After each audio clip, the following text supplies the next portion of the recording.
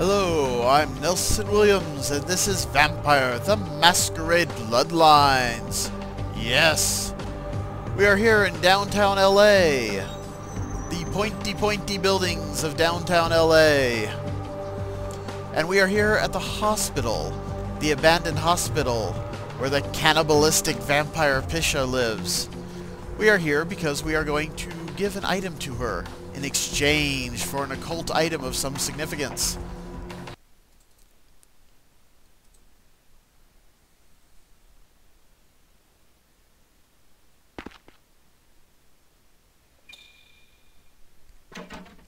Yes, here we are in the spooky abandoned hospital. This is where the film crew, who was coming to film an episode of some supernatural ghost hunter show, found an actual ghost, or rather, an invisible vampire, who murdered them all. Isn't that fun? We are going to visit that vampire. I'm pretty sure she's finished murdering them all by now. Crouch down, and zoom. Vent. Vent, vent, vent, vent, vent. Everywhere we go, there's a vent. You think the building codes were designed around vampires sneaking through their buildings. But, here we are. Oh, yes we can. Ha ha ha, I have a skull. Let's just, I'll put the skull in the box. Oh well. Little dull. Hi, Pisha. Yes. Here's the item from the museum. Yes, this is genuine and of use to me. There is something resonating from it. A whisper. I will give you this in trade. It is known as the Odious Chalice. It swells with spilled blood and offers its bloat to its owner. The Odious Chalice is a wonderful, wonderful thing. It is a horrible, twisted abomination of flesh that bloats up with blood every time we kill somebody. We can feed from it to basically refill our blood pool. I don't know exactly what the conversion of murder to blood is, but it's usually good to go whenever we need it. Thanks. Another question. Yes. You seem a bit preoccupied with death. Death is the ultimate dilemma, and integral to the beliefs and behavior of every culture. Life is bore on the corpses of the dead. Without death, there would be no motivation to accomplish anything. The only emotion would be existing. Life would be pestilent and agonizing. I know some very old vampires who spend a lot of time accomplishing things. But either way.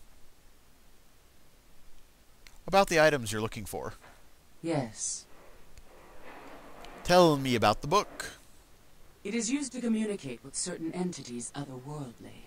It is a tome called the Voce de Morte. Should you find yourself within the walls of the Giovanni, seize the opportunity and take it, for they will make sure you never have another. Alright. If I find it, I'll bring it by. Ding. And that's her. Now, we are ready to go to our next step in our adventure. And where is that? Hollywood. Well, I guess we don't have any quests in Hollywood quite yet. But we were told to go there. But before we do that, let's pick up some girls, shall we? And get our blood back. We're about halfway drained by all the mind control and spooky powers we had to use in the museum. Any case, I'll see you back in the Haven. Alright, here we are. And let's see what's in there. Oh hey! Dance party! Arrgh, radio! Vampire hate radio! Arrgh, turn that off. The radio plays a station called Deb at Night, a kind of late night call-in show. But all the callers are kind of dumb and distracting, except for the ones that are plot-important NPCs.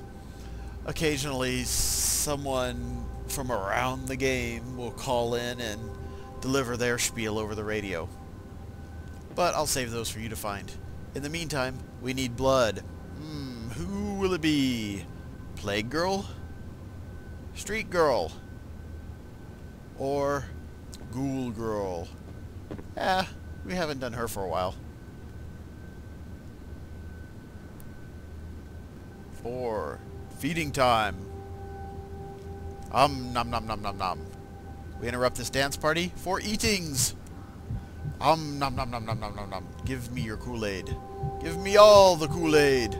All the Kool-Aid ever. Nom nom nom nom nom. Chomp. And that does us. And she'll be a little bit out of it for a while. In the meantime, let's talk to Heather. Master? Hello there. Travel with me. And that stands her up. She seemed to have something to ask her about, so let's ask her about. Yes. What's wrong? How could anyone think of harming someone so extraordinary? Why?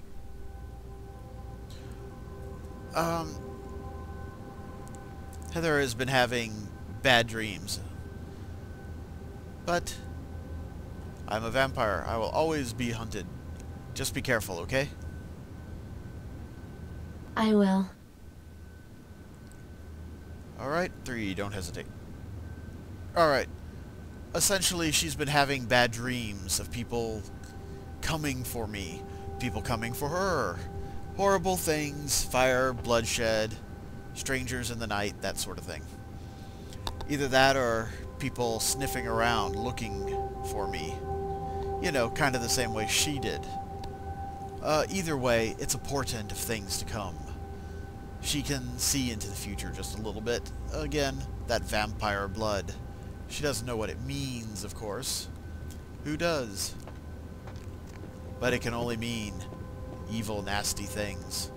You notice... Oh, good, she's gone back to dancing. You notice that I'm only taking Heather out with me. There's a reason for that.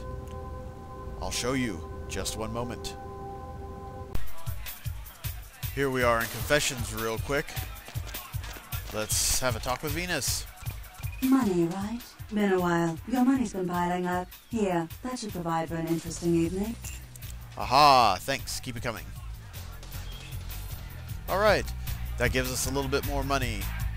After all, we completed a plot milestone, so of course she has a paycheck for us. Now, let's finish up some other business we have here in the city. And one of the last things we have to finish up is here in Santa Monica. We are in the Asylum, the Club of the Vorman Sisters, Therese and Jeanette. Ooh, a newspaper. Stolen artifact, Ankaran sarcophagus, stolen from museum. I wonder who could have done that. It sure wasn't us. And it wasn't. Aha. And here's who we come to meet. This is Therese and Jeanette Vorman. She's a Malkavian, the Vorman sisters. One of the insane vampires. And in this case, she has 2 personalities in one body. Earlier in our little adventure, we had convinced these personalities to get along and work together. Thus the kind of two-tone makeup and hair job that she's sporting. But we have a surprise for them. Let's talk to them and deliver our surprise, shall we? Good evening. Hello, sweetheart. How are you two getting along? We're bridging. Valleys. But I still can't persuade her to... Wear eyeshadow, and you won't. What's going on in Santa Monica? I did get word from the prince. Oh, let me tell her. Be my guest. Therese has officially sided with the Camarilla. Could be a prince one day. And I Just happened to find the pendant from the Ocean House. Congratulations. If you ever need a favor, find me. The pendant from the Ocean House, that's kind of a non sequitur there. I gave it to Therese. She shouldn't have to find it. Unless unless her sister went and did something with it behind my back. Which I don't think she did. But in any case, if you ever need a favor, find me. Goodbye. Well, that's their involvement in the plot. And since they have nothing else to do in the plot... Good evening. Hello, sweetheart. I have a present for you two. Ooh! Do you have it with you? Can I see it? Right here. What is that? It is the Animus Constupro. You can drink its blood. It's a party. Why would we do that? Because I want to bring you into our merry little band. Also, its blood grants special powers to vampires. It's so despicable. Oh, let me... Be my guest. What's it like, Jeanette? Oh my. It's a little different. Worthless! Nothing's changed. Patience, Therese. You'll feel the change any moment now. Oh. Help! See, Jeanette is feeling it. Enough! You deviant, backstabbing whore! 2 minds, 1 body. You can't tell me what to... Help! Both of you, quiet. We wouldn't want to bring the bartender into this.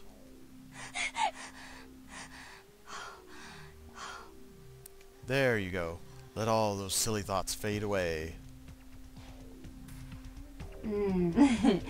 That thing makes me positively tingly. So willing to give you my soul. The companion mod does have a little bit of a mind control vibe to it. Which, of course, you kind of expect, considering everything else vampires do seems to have a mind control vibe to it. This just lets us turn the tables a little bit. Master, I need to please you. And how will you do that? My allegiance is now official. You control this city. I can do a lot more than just that for you. And you will. Now follow me! Wahahaha! And I have my very own Vorman sisters. Do anything with us. Oh, don't worry about that. But right now, well, she's a little plain. So, let's check our options here. Let's see. Let's go more. Aha! See if you can find a new outfit. Well, that'll do, I think. But just for the sake of this LP, we'll show off what other outfits they have. No any games we can play. Find a new outfit. This is all Therese. Long coat, sensible skirt, sensible heels, and of course sunglasses. Do anything with us. And let's find another outfit. Aha! This is Jeanette in her outfit. As you can tell, she prefers the schoolgirl look. Depending on what kind of school you go to, obviously. But anyhow, skirt and blouse tied off. It's cute. But Do anything with us. I kinda like the mix. So, we'll just swap over to that outfit. No, that's Therese. That's Therese being Therese. No any games we can play. And that's a really odd line for her to say. That's a Jeanette line. Go figure. But anyhow, one more dress change. Okay, maybe one more dress anything change. with us. Oops, wrong one. That got her out of the way, but that's okay. No any games we can play.